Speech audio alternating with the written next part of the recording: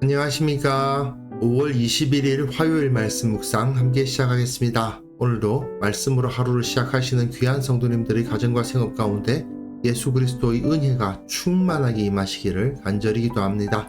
오늘 본문은 누가복음 23장 44절에서부터 56절까지 말씀이고요. 예수님께서 십자가상에서 숨지시고 장사되시는 모습을 보여주는데 누가가 이 사건을 어떻게 설명하고 있는지를 통해서 우리에게 주어진 은혜를 확인할 수 있었으면 좋겠습니다. 그럼 먼저 말씀 보시겠습니다. 때가 제6시쯤 되어 해가 빛을 잃고 온 땅에 어둠이 임하여 제9시까지 계속하며 성소의 휘장이 한가운데가 찢어지더라. 예수께서 큰 소리로 불러 이르시되 아버지, 내 영혼을 아버지 손에 부탁하나이다. 이 말씀을 하신 후 숨지시니라. 백부장이 그 된 일을 보고 하나님께 영광을 돌려 이르되 이 사람은 정령 의인이었도다. 이를 구경하러 모인 무리도 그 된 일을 보고 다 가슴을 치며 돌아가고 예수를 아는 자들과 갈릴리로부터 따라온 여자들도 다 멀리 서서 이 일을 보니라. 공회 의원으로 선하고 의로운 요셉이라 하는 사람이 있으니 그들의 결의와 행사에 찬성하지 아니한 자라. 그는 유대인의 동네 아리마대 사람이요 하나님의 나라를 기다리는 자라. 그가 빌라도에게 가서 예수의 시체를 달라 하여 이를 내려 세마포로 싸고 아직 사람을 장사한 일이 없는 바위의 판 무덤에 넣어두니 이날은 준비일이요 안식일이 거의 되었더라.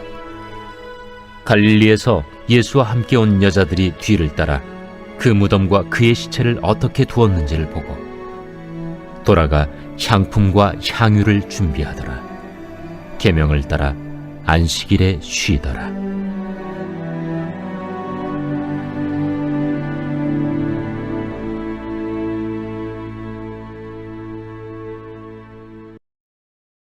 오늘 본문은 예수님께서 십자가를 지심으로 말미암아 유대인의 왕으로 선포되시는 마지막 부분입니다. 특별히 오늘 본문에서는 이 안식이라는 말이 상당히 중요하고요. 그리고 그것을 보았다라는 말도 상당히 중요하게 나타납니다. 그래서 제가 이 제목을 정할 때 안식과 증인이라는 단어를 사용했는데요. 왕께서 안식에 들어가시고 그리고 그 왕의 안식을 목격한 사람들에 의해서 새로운 시대가 열리는 것이죠. 오늘 본문 보시면요. 제6시쯤 되어 해가 빛을 잃고 온 땅에 어두움이 임하여 제9시까지 계속하는 일이 벌어졌습니다. 6시는 정오고 9시는 오후 3시인데 가장 밝을 때에 갑자기 어두움이 임하고 성소의 휘장이 가운데가 찢어집니다. 이것은 새로운 시대가 열렸음을 보여주는 선포입니다. 왜냐하면 저녁이 되고 아침이 되니 이는 첫째 날이니라. 유대인들은 저녁이 하루의 시작이거든요. 저녁이 되었잖아요. 어둠이 임하지 않았습니까? 그리고 제9시에 다시 밝아졌다는 것은 새로운 날의 시작이 이루어진 거죠. 그렇기 때문에 새 시대가 열린 것입니다. 또한 성소의 휘장이 한가운데가 찢어짐으로 말미암아 더 이상 성소, 그 성전이 하나님의 집이라고 인정될 수 없는 상황이 벌어지는 겁니다. 그리고 예수님께서 큰 소리로 외치시는데 마태복음이나 마가복음에서는 엘리 엘리 라마 사박단이죠. 그런데 누가복음에서는 아버지 내 영혼을 아버지 손에 부탁하니이다. 이거는요. 당시 어린이들이 취침기도, 잠들기 전에 기도하는 거예요. 자신의 영혼을 하나님께로 맡기고, 왜냐하면 어린이들이 자는 거 무서워하는 경우가 있잖아요. 부모들 옆에서 자려고 하고. 그런데 그 아이들에게 가르치는 거예요. 하나님 아버지 손에 저희 영혼을 부탁합니다. 그러니까 저를 안전하게 지켜주세요 하고 기도를 시키는데 그 어린이들이 취침 기도를 하시고 숨지시는 겁니다. 이건 무엇을 의미할까요? 주님께서 안식에 들어가셨다는 뜻입니다. 고통 가운데 죽음을 맞이하신 것은 맞습니다. 그러나 누가는 이것을 고통의 죽음이라고 쓰기보다 예수님의 안식, 십자가에서 유대인의 왕으로 선포되심으로 인해서 온 땅의 구원 역사가 이루어졌습니다. 그렇기 때문에 예수님은 이제 안식에 들어가시는 거죠. 6일 동안 하나님께서 천지를 창조하시고 마지막 날에 쉬셨던 것처럼 새로운 시대가 시작되었고 예수님께서는 맡겨지신 모든 사역을 완료하셨기 때문에 안식에 들어가셨다라고 기록을 하고 있는 겁니다. 그러므로 예수님의 십자가 이전과 이후로 세상의 역사는 완전히 바뀐다. 이렇게 생각하시면 되겠습니다. 백부장이 그 된 일을 보고 하나님께 영광을 돌립니다. 백부장이 어떤 사람입니까? 로마의 지휘관입니다. 로마의 지휘관이 보았어요. 그리고 하나님께 영광을 돌립니다. 로마의 군인이 하나님께 영광을 돌려? 이상한데? 하는 생각이 들 수도 있는데 누가는 그가 하나님께 영광을 돌렸다라고 기록하고 이 사람은 정령 의인이었도다. 마태나 마가에서는 이 사람이 실로 하나님의 아들이었다라고 고백하는데 누가복음에서는 의인이었다라는 표현을 써요. 이게 나중에 사도행전에서 굉장히 중요합니다. 왜냐? 이 사람은 의인인데 유대인이 그에게 죄를 덮어 씌워서 억울한 죽음을 경험하게 했잖아요. 그러므로 유대인들은 의인을 죽인 자들이 된 거예요. 그러니까 의인을 죽인 자들이니까 당연히 정죄를 받아 마땅한 존재가 되어버립니다. 그것을 미리 준비하는 하나의 복선이라고 할 수 있어요. 예수님은 의로운 자로서 죽임을 당하셨다. 예수님을 죽인 죄를 저지른 너희들은 예수님을 믿고 회개함으로써 용서함을 받을 수 있겠지만 만약에 그렇지 않는다면 영원한 심판을 당할 것이다. 이것이 이제 나중에 베드로가 선포하는 복음이죠. 이를 구경하러 모인 무리도 그 된 일을 보고 다 가슴을 치며 돌아갑니다. 근데 여기서도 보았다는 말이 있어요. 백부장이 보았죠. 무리들도 보았습니다.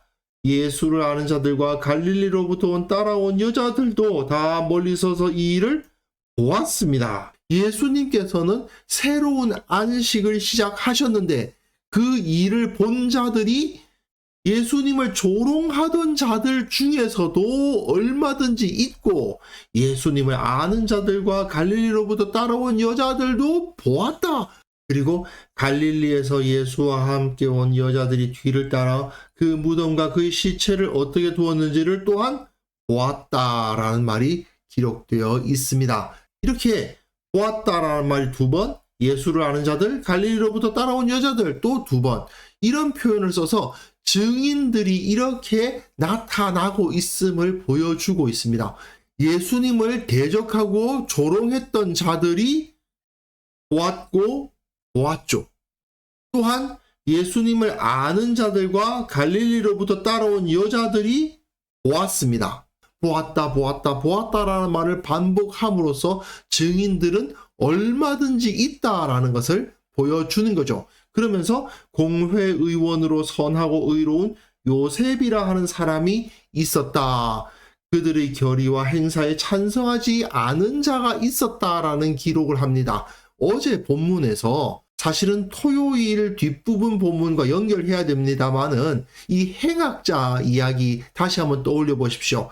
이 행악자들의 눈앞에는 예수님을 조롱하고 비난하는 자들밖에 없었죠. 하지만 그 중에 한 행악자는 이 사람은 잘못된 것이 없다라고 말하면서 예수님, 당신이 나라가 임할 때에 저도 좀 기억해 주십시오라고 고백했던 거 아닙니까?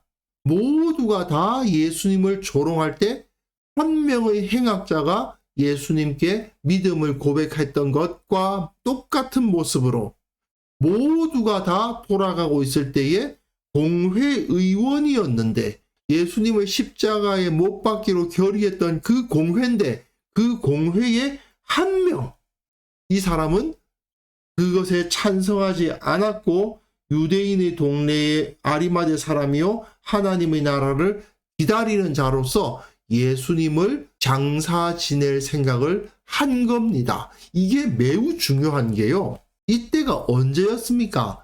6월절입니다. 명절 때 누가 시체를 만지고 싶어 하겠습니까? 요한복음에 의하면 그게 너무나도 잘 나타나요. 요한복음에서 왜 유대인들이 예수님을 직접 돌로 쳐 죽이지 않고 빌라도에게 넘겨서 죽이게 했는가? 명절에 자기들을 더럽히지 않기 위함이었어요. 그런데 요셉은 지금 그 명절에 빌라도에게 가서 예수의 시체를 달라고 합니다. 유대인들의 사고에서는 이게 있을 수가 없습니다. 이 명절에, 이 거룩한 날에 선하고 의롭다고 설명되는 사람이 더러운 이방인 총독 앞에 가서 시체를 달라고 해서 내리고 세마포 싸고 사람을 장사한 일 없는 바위에다 무덤에 넣는 일을 한다? 선하고 의로운 유대인이? 이건 생각할 수 없어요. 어떻게든 자기를 깨끗하게 거룩하게 지켜야 되는데 어떻게 이방인 총독 앞에 가고 어떻게 시체를 만져요? 그런데 누가는 이것을 뒤집는 거죠. 누가 진짜로 선하고 의로우냐? 예수님의 시체로 인해서 자신이 더러워지는 것을 감수하는 사람이야말로 진정 선하고 의로운 자가 아니겠느냐? 이렇게 설명을 하고 있는 겁니다. 모든 사람들이 너 자신을 구원하라고 조롱할 때 단 한 명은 예수님 편에 서서 당신은 의롭다라고 고백하고 모든 사람이 보고만 있을 때 모든 사람이 그냥 가버릴 때 한 명은 예수님의 시신을 수습하죠. 사실 아리마대 요셉은 모든 공회원들이 다 예수님 죽이기를 찬성할 때 그에 찬성하지 않은 한 사람 아닙니까? 이처럼 하나님의 나라에서 하나님의 인정을 받는 사람의 모습은 어떤 사람입니까? 한마디로 말해서 대세를 따라서 이리저리 휘둘리지 않는 사람이에요. 진리를 붙들고 다른 사람들은 다 어찌하든지 간에 나는 예수 그리스도를 따른다. 다른 사람들은 전부 다 세상과 타협하고 어쩌고 하든지 말든지 간에 나는 하나님의 진리, 말씀을 따른다. 이렇게 살아가는 사람. 이 사람이야말로 하나님의 인정받는 사람이고 하나님으로부터 복을 받을 자다. 이렇게 누가복음은 선언을 하고 있는 겁니다. 이날은 준비일이요 안식일이 거의 되었더라 되어 있죠. 그리고 갈릴리에서 예수와 함께 온 여자들이 뒤를 따라 그 무덤과 그의 시체를 어떻게 두었는지를 또한 보았다라는 말이 기록되어 있습니다. 돌아가 향품과 향유를 준비하였습니다. 계명을 따라 안식일에 쉬더라. 다시 안식일 이야기가 나오죠.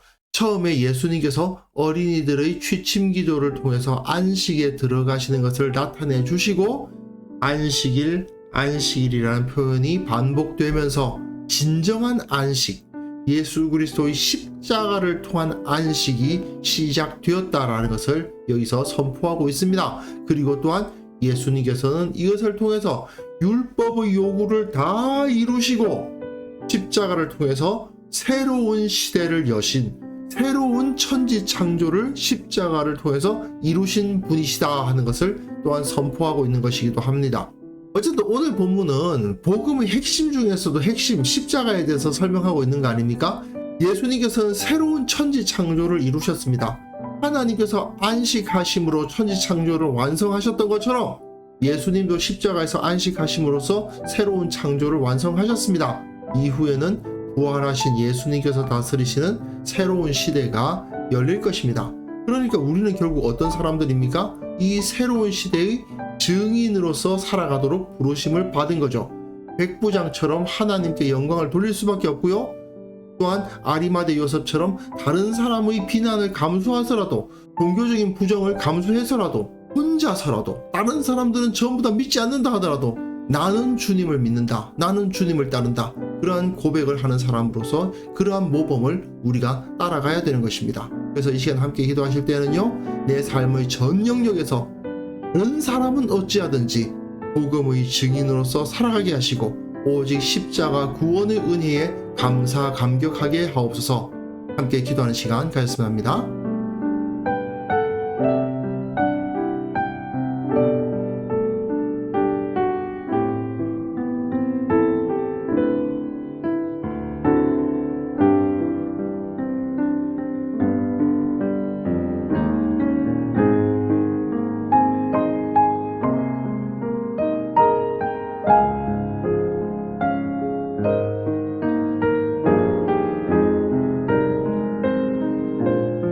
하나님 아버지, 주님을 따르며 주님의 제자답게 살아가기를 원합니다.